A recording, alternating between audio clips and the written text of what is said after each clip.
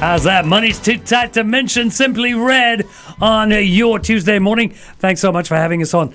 We are live on Facebook. That's right. We'd like to welcome to the studio the CEO of Scandiplanet. It's a great travel agency that's based in Norway. And we speak to, she's also an author and an international speaker. Let's welcome Suriati Supani. Welcome. Thank you for joining us. Thank you for having me. You know, it's very lucky to have her in the studio because she comes back to Singapore but once a year. And, you know, it's for a couple of weeks, you know. Yeah. So we've managed to catch her. Right. We might not let her go. So you've spent the last 16 years in Norway. Woo! Okay, let's go back to the beginning. Why did you decide to leave Singapore? And of all places, why Norway? I guess love. Yes. It was love. Love makes you do crazy things. Okay, right? go. So what happened?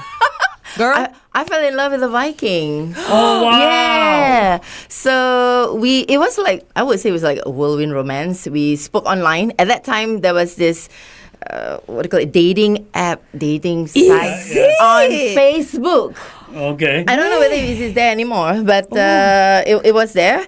And that's how we got to know each other. It was in March that we first started talking to each other. And then the following February, we were married in Singapore. Wow. And then I moved to Norway in winter. So there we were at the airport. My mother-in-law got ready. Here are your boots. Here are your gloves. Here are your jacket. She got me ready. You're good. Now you can walk out. Oh, no. Can you remember what was the temperature on that fateful day when you arrived in Norway? Okay. Another crazy thing. My very good husband. We came back from Krabi. So I had my sandals on, right? So we're gonna come out from the front, and he said, "It's okay, it's too crowded. Let's go behind." And we went out, and I'm like in the open, and I was wearing sandals. So I mean, it felt like -20, but I believe it was -10 easily. Yeah. But I must say that particular year, it was -25. That was the coldest I've ever had experienced in 16 years. It happened to be that year, that very year. That you were the year you arrived. That year I arrived. How interesting. Because if she can survive that year at -25, she can survive for the next 16 years. So you go from Singapore to Krabi to Norway. Yeah. And you arrive in Norway in sandals. Daring. This is a picture I wish I was there to take. I know, right? And then also the suntan from, Krabi. Yeah, from Krabi, right. I bet, the Exactly, Norwegians were exactly. like so envious. She's like, oh, she's got a great tan, I know. Yeah. They love our tan. Oh. Yes. But I think to be fair, I think my mother-in-law did her thing. She showed me pictures. So this is gonna be how it's gonna look, because I did go for a visit with my two brothers, my two chaperone. That was like in August, but it wasn't winter. Okay. So okay. my mom had to preempt Mother-in-law, me yep, first. yep, yep, So this yep. is how it's gonna look. It's gonna be white. So yeah. So I kind of had a little bit. an Not idea. too much of a rude shock. Nah. I knew. Alrighty, nice stuff. So, you've stated that you've reinvented your identity in Norway over these past 16 years, from policy work in Singapore to running multiple businesses in Norway. Tell us the mindset that allowed you to just keep on evolving. I tell you what, why don't you hold on to that? We'll ask that question when we go onto Facebook. Okay, Hey, we're live on everyone. Facebook. What was that Alrighty. question you had? Yes. So you reinvented your identity in Norway over the past 16 years that you were there, from policy work in Singapore to running multiple businesses in Norway. Tell us, what is this mindset that allowed you to keep on evolving and never staying comfortable? Yeah. The mindset is that being stagnant is not, it's a no-no. Were you always like that? Yeah. Ah. I'm always up for the challenge. I think when I was little, my mom would put me on a storytelling competition. Ooh. And we must win, okay? My mom is a tiger mom. A typical tiger mom, right? We must win. Oh, wow. So we must win first all the time. So I think that instinct that you can't slack, probably. But okay, I mean, in all truth, growth is important for me. Okay. So it's very important for me to grow and to learn. So it was an experience, a great experience for me to grow. Okay. So, but I must say, on the other side, I had difficulty finding a job in Norway. I could not for all the experiences that I had, working in policy, working with the government and members of parliament, right, working closely with them as well. I could not get a job. But when I look at it on hindsight, well, it's meant to be. I was meant to go into business. I did finish an MBA, right, in Singapore. Wow. So it's about putting it into practice. What was it? Was it language barrier? Oh yes, oh yes. So right now, I find that a lot more foreigners are able to get jobs which are English speaking. Okay. But back then, 16 years ago, Quite imagine, even for us when we are good in English, it took a while for us to write a good concept paper back then, right? Now you have AI, of course. So imagine, like, I just learned the language, I'm just learning the what do you call it, the Singlish or the No-English, right? Trying to get into the groove into it. No-English? Yeah, No-English. You got to teach us some No-English later before you go, Yeah. please. It's the intonation, actually. Oh. they have a little song, so somehow when they speak it comes Okay, into we're the going to English. hear this song Oh my later. God. Yeah, must. And you The must come in Norwegians, I guess- first. Okay. What was it like? So you moved there 16 years ago. It must have been, never mind the language, it must have been culturally difficult for you. Yeah. How did you deal with that? I must say, I think my mother-in-law, I have two sets of mothers-in-law, fathers-in-law, and sister-in-law. So, and I also live in the village. So that helps a lot, right? How so that helps a lot. Yeah, because my husband grew up, he was born in that village. Okay. He did move out to Oslo, I Okay. think, when he was a teenager, and then worked, and then he had a family back then, and then after that they moved back. Okay. So being in village helps you to be closer to the language because I'm forced to speak it. No, Okay. Nobody wanted to speak to me because I only spoke English because we're in the village, right? So the moment they knew, oh, now Suriati can speak Norwegian, so now we're speaking to her. But what really helped me was I worked in the kindergarten.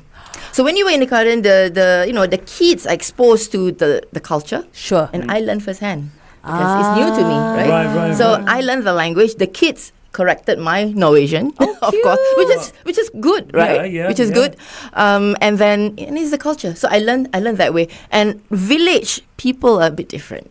They're a little bit more open. So we had this food festival. So there was like this very unique bread, and this lady said, "Oh, if you want to know, I can come to your house." And I'm like, I didn't know you. You want to come to my house to? But this is How it the is. locals. Ah. They're so close. Oh. So and this person she's now one of my closest friends. So she did go to your house and bake bread with you. I went to her house. Oh, Okay. okay. And I did bake the bread. Oh.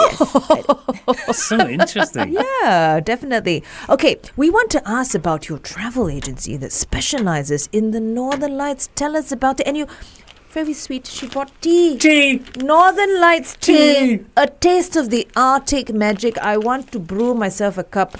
Actually, right now, but cannot. Later, as soon as this interview is over, Yes. I will brew. How should we take it? With some honey, sugar, plain? The Norwegians were drinking plain. Oh, is it? I mean, Okay. in coffee, no sugar, no coffee, Really? no milk. Yeah, because Oh. you wouldn't I need to put very much in here because it does have peppermint and things like that, so you're not going to need sugars. I can't wait to try this. Thank you so much. Welcome, So welcome. tell us So, about this yeah. travel agency. Yeah, so as I said, I was struggling to find a job, but my husband does a lot of spend a lot of time in the forest. Raiding villages because he's a Viking, is it? Huh? Well, he's a hunter, right? So Oh, he hunts. So wow. I'm sorry, it's a bit controversial perhaps for No, but that's for the some way people of out there. life, That is the way of especially life. back then, so, 16 years so ago. that is part and Understood. parcel of the people. Yes. So we spend a lot of time in the forest. We celebrate not Christmas. Well, actually, during Christmas, from Christmas to New Year's, we always will spend 1 day or 2 days in the forest, just us, right? And we make fire in the snow and so on and so forth. wow, So we spend a lot of time in the forest. He's a hunter. So I found out that there are a bunch of expats who would want to experience the Norwegian lifestyle, like the Okay, Norwegian culture. okay. So we got them over, and things just snowballed because I joined a women's group, and I was saying, how do I upskill this? Oh, Suriati, if you're going to do your camping and one-off stuff, you're not going to grow. That's not the way to go. So what's the biggest thing in Norway?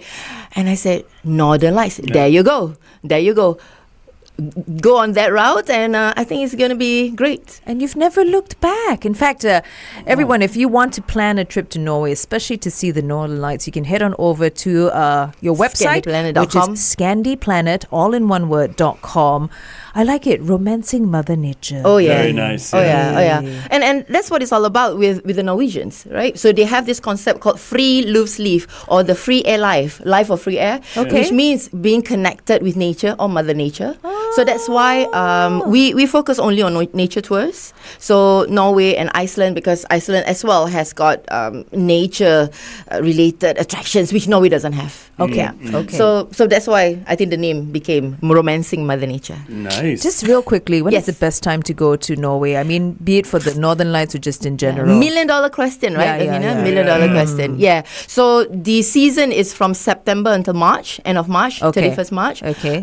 Some people say that it's better in January or February, but February and January are the coldest times. So it depends. If you want to experience the snow-related activities, dog sledding, reindeer sledding, snowmobile, then you go January, February, March, or maybe in December too, perhaps there'll be snow. But if you don't want it, you don't want the snow, you just want to see the Northern Lights. Okay. You know, you're scared of walking on snow. Some people do that. Yeah. So then you go September, October. I So see. what Okay. is this 11-year solar cycle? Yeah. How does it affect your chances of seeing the Northern Lights? By a lot. Really? So the phenomenon is about. I'm not going to go too detailed into the technical part, right? So Okay. basically, the poles sweep. North Pole becomes South Pole. Sure, South Pole becomes sure. North Pole. But the effect of it is that the sun will be pushing out, emitting a lot more solar particles. The charged particles. So Northern Lights happens when the charged particles collides with gas particles, gas atoms. The collision gives you that light. So when you have a lot more, what happens? You have a lot more Northern Lights. Yeah. So I've been noticing this in the last few years leading up to the cycle, that my clients are actually seeing three times in a row. So that's rare. That's very rare. So we have like an 85%. Some people did not see it, but some people see it 1 time, 2 times. But now in the last 2 years, More. 3 times. That's crazy. Okay, we're going to jump back on air and share this with those on 1FM 91.3. Alrighty, we're in talks. You know what? We just had a great discussion. So I learned if you want to actually catch the Northern Lights in Norway, please look no further and head on over to her website, Suriati's website, which is scandiplanet.com. And it's romancing Mother Nature. I've learned that the best time you can catch the Northern Lights, what is it, from September? Yes. All the way to March even. But if you want it, let's call, start in September, right?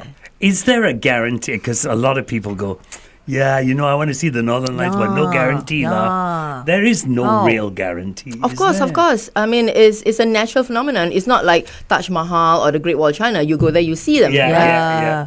But you can amp up your chances. Right? Okay. So number one, How? do not stay put. You have to chase. I don't mean chase by foot. Okay, some people go, oh my God, I cannot run. So That's me. No. You go hop into a car, not a car, I mean go on the bus and go on a chase. So it has to be 6 to 7 hours. So look at the itinerary. If it says 1 to 3 hours, then that's not a chase. Okay. So do not stay put, because it's about being at the right place at the right time. Okay. We're looking for clear skies. Clear skies. So it could be everywhere in Norway, Iceland, and so on. But you're looking for a spot where there's clear skies. So number one, do not book some chalet and stay put and wait, because that's not amping up your chances. Because imagine you travel far, you spend a lot of money and time. You want to amp up your chances. So when you engage an operator, it's almost like as if you're engaging many operators at the same time, because they're talking to one another. The competition is not in finding the Northern Lights. The competition is in getting clients to them. But then they want as many people to see the Northern Lights. Right? So if let's say you're not one guide is not it's not finding it. So they will just talk. I'm not, and I've seen this happen a couple of times. Okay. So I had a group of 17 persons from Singapore. First night, and they were quite elderly. So they were like, I don't think I'm going to come in here again. You know, if we're not going to see this, that's it. We're not coming. It's too cold. So the guy, I heard him talking on the phone, right, in Norwegian. So he said, we're not seeing it. I've gone so far. Come on here. We're leaving because too much light pollution is not good. Right. So we are leaving. You come in, and it was like about easily 30 to 40 minutes show. So they're talking to one another. So don't save money that way. Do not park yourself in one chalet. Okay. Engage a guide, Okay. because they are the experts. And then when you engage the guide, they are talking to one another. It's almost like you engaging a couple of guides. So if we engaged your travel agency, all that is done, right? Oh, The yeah, of course, chasing, of course. The communication, we will high odds of seeing. Yes, Okay. yes. We do have an 85% chances. But Wow, that's Lavinia, quite high. if you come now during the 11-year solar cycle, which is ending this particular season, so you ask me when is the best time? $1 million question. Yeah. So now is the best time. From now until the end of March. How to go? But this is the peak. Okay. Yeah. Okay. Wow. How to go? Maybe in March, school holidays. I'll try. How fast can you get to Steve? I'll get to him before you. Hey, why don't we go together? And then Jill will do the show on her own. Good luck, Jill. You can do it. We can do the show from Norway then. Hey! Yes! What did I just say? Oh, hello. Oh, we do the show from Norway. I insist that we arrive in slippers. In You're style. Okay. mad. We are going to head back to our Facebook Live to carry on this chat. So please come and join us on our Facebook Live. Santa's So tell us more about your book. It's available on Amazon. Yeah.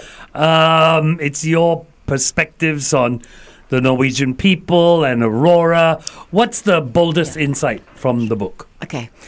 The boldest insight, I did mention a couple of things that maybe some vendors might not be too happy, but it's okay. My heart is with the clients.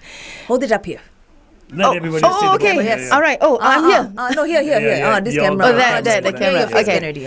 Right. So there are offerings whereby they combine Northern Lights with dog sledding or reindeer sledding, right? Okay. So it looks attractive because you're doing 2 in 1. Oh. But the truth is, Stay it's focused, not. is It's it? not a chase, right? So they are going to be doing the dog sledding as per normal, Okay. and if it appears, it appears. So again, it's not.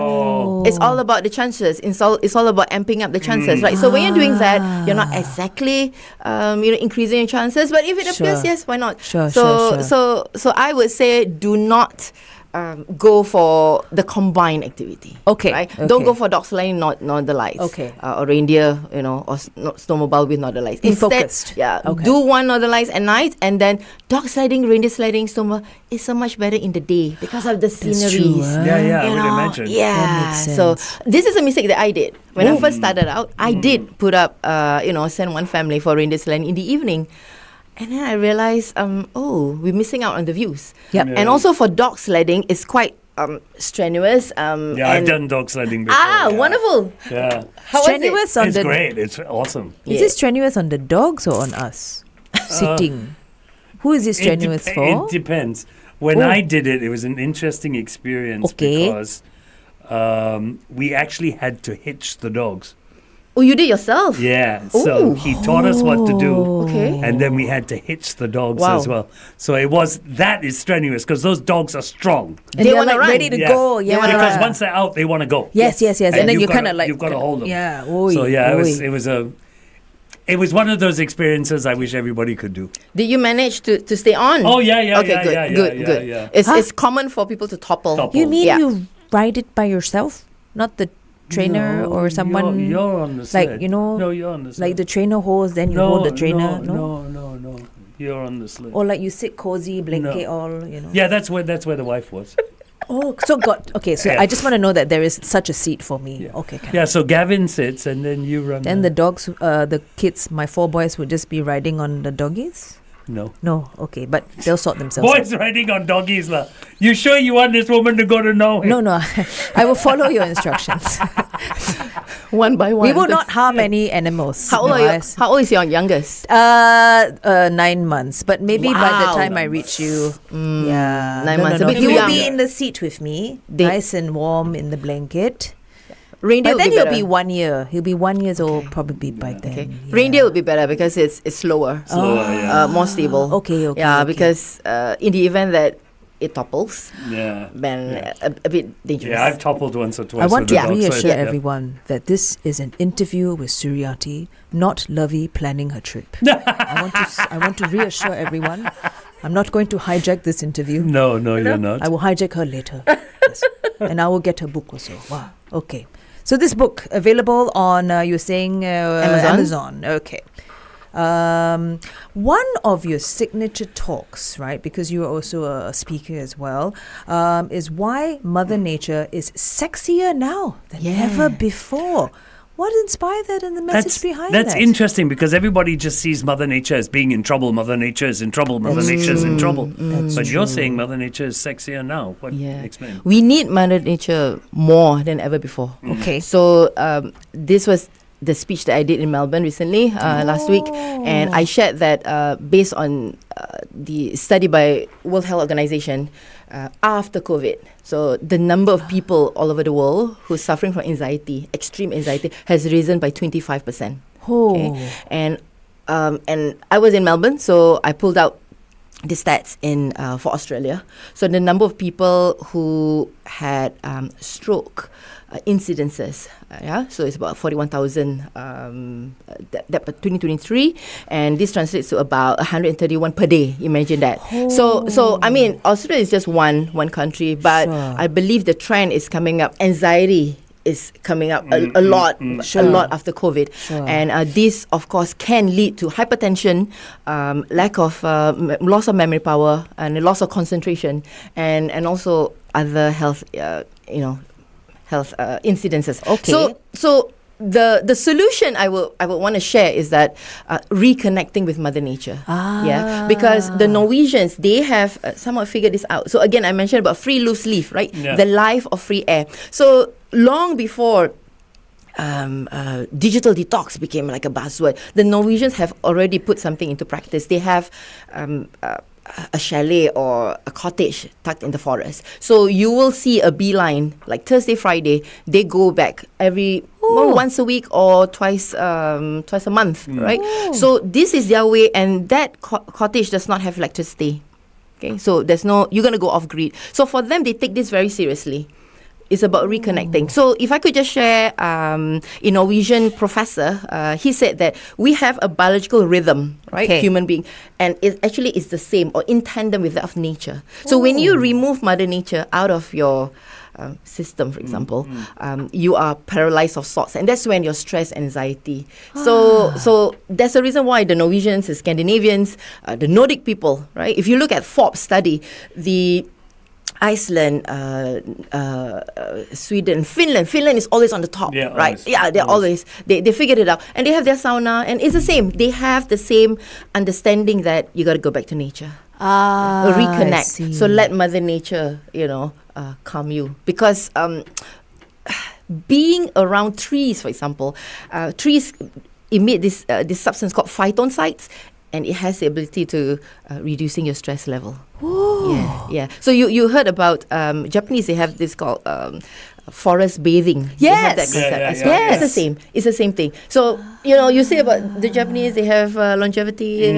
So and you have the Nordics people who considered as the happiest people in the world. So nature, your relationship with nature is very important. That's core. And even like for Christmas, they'll be thinking about the birds. The birds have very little to eat during Christmas because it's snowing, very difficult to find. So they will have what they call the yule, a neck. It's like a little hay with wheat, dry hay, and you sell this during Christmas. Because the idea is that the birds will have something to eat. Well, you're going to have so much good food at home. Yeah. So it's always like that. The thinking is always about nature, about the birds, what are they going to eat, how are they. So, and reconnecting. So nature is part of their lifestyle. Wow. Very interesting indeed. Interesting. Really very interesting. I can't imagine how would it be like for you if you hadn't made that, that move 16 years ago.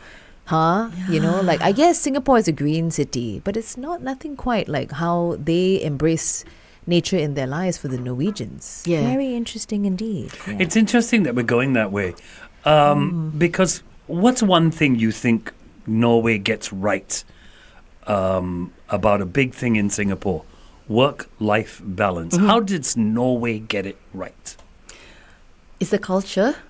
Family first. You have to come home by 4 or 5 every day and have dinner with your family. Oh. So, yeah. And whether you're in the city or you're in the countryside. So this was new for me because I came into the picture. I had like three step boys, right? The youngest was 9. Sure. So I had to cook and I have to make sure I'm home by 4 or 5, 3 o'clock, 3:30, they are home.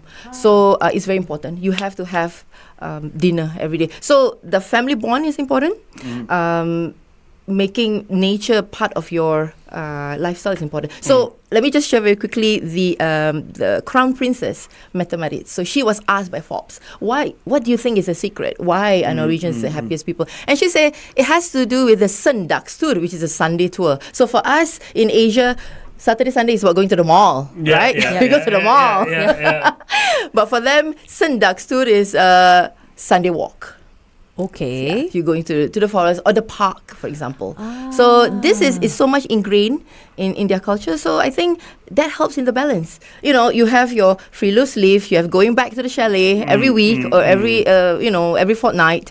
And then they have weekly. So the Crown Princess says, every Sunday. But you don't have to go on Sunday. You can go any day. So what's one habit you would bring back from Scandinavia, say, to Singapore? Something that we need? Be in the quiet. Okay. Be comfortable. Okay. Be comfortable with silence. Okay. And I think when it comes to Norwegians, sometimes there are a lot of pauses in the conversation. And for us Singaporeans, we like to speak. We fill in our gaps, right? The silences. And I had to get used to that in the conversation. I'm like silent, But it's not just in the social setting, but also being in the quiet with yourself. Sure. And take the time to have your quiet moment. Yeah. And I would say, go to the trees. That quiet moment, I was about to say, is that quiet moment the same as, say, Western people would say, take time to smell the roses?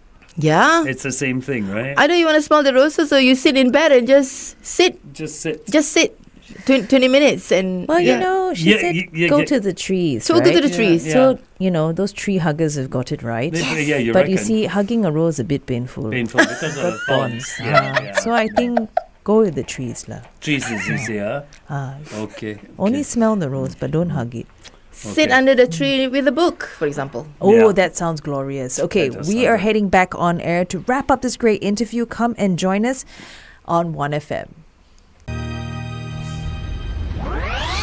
Wrapping up another throwback on 1FM 91.3. We're talking to Suriati Supani, CEO of Scandiplanet, a travel agency based in Norway. She's an author and an international speaker. One last question for you. What's the biggest lesson you think Singaporeans can take away from your journey of reinvention overseas? Reinvention overseas, yeah. That there are so many facets in us. There's so many sides. There's so much that we can contribute and indulge in also. So I've got, my friends are in their 50s, right? I'm 51, right? So we are in that stage whereby suddenly, we don't have so much to do at work anymore. Work becomes easier for some people. Maybe they've risen up the ladder and I said, okay, things are good. Or even business, like, things are good because things are just running. So what do we do with the time? But there's so much of us. There's so much of facets, so many different facets of us. So pursue those. So it allows you to recreate, reinvent yourself. There's not just one facet of you, So I was a policy worker, right? So I was stuck and I went through bouts of being very down and depressed because I thought this is what I had to do. This is what. No, there's another side to me. Who knew, right? That could be an entrepreneur was going to come out of me. So a speaker, a coach. So, wow. Had I not listened to that, had I been so stubborn that this is just me, then I would have lost out at so much of learning curve. So my biggest takeaway. I mean, if I want to mention to people about, be open to discovering the various layers and facets and that you can contribute with. Yeah, be open to it. And it's there. It's there. there, Those it's layers there. are there. Okay. Okay, that's so interesting. It is. Okay, we do some quick fire questions Yes, with all our please. guests. So this is where we ask you and you answer real quickly. You need to choose Norwegian winter, Singapore sun. Oh, Norwegian winter. Oh my God. Ah, That's interesting. She arrived in Norway 16 years ago Yes. in sandals, nearly froze out, and now Yes. she's like Norwegian winters. worst part of the cold. You can't sleep. Really? I can't sleep when it's too cold. Oh. That's the Singaporean part of me, right? I yeah. still need a little bit warm. Okay, Yeah, okay. yeah. Worst part of the heat. My mascara smearing. I feel you, girl. I feel you. What Scandinavian dish should we have in Singapore? Definitely not smalahuva. What's that? So what?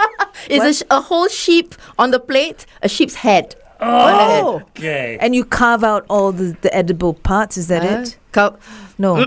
It's a whole head on the bed on the plate. And So- you eat the whole. Oh, you just And then dig out they'll the start brains? eating. How is Yeah, it? no, Oh, you what? eat the cheeks. Okay. Maybe not the eyes. But this is the delicacy. Okay, which okay. Many Norwegians probably don't really want to eat it either. Oh, Yeah. what? And you want to put it here in Singapore? Why? No, I was just kidding. I was just They kidding. do the same thing in a different style in Morocco, where they serve the head as well. Yeah. Yeah. Local dish that you think we should take from Singapore to Norway. Oh I let you pick two. my God. King crab.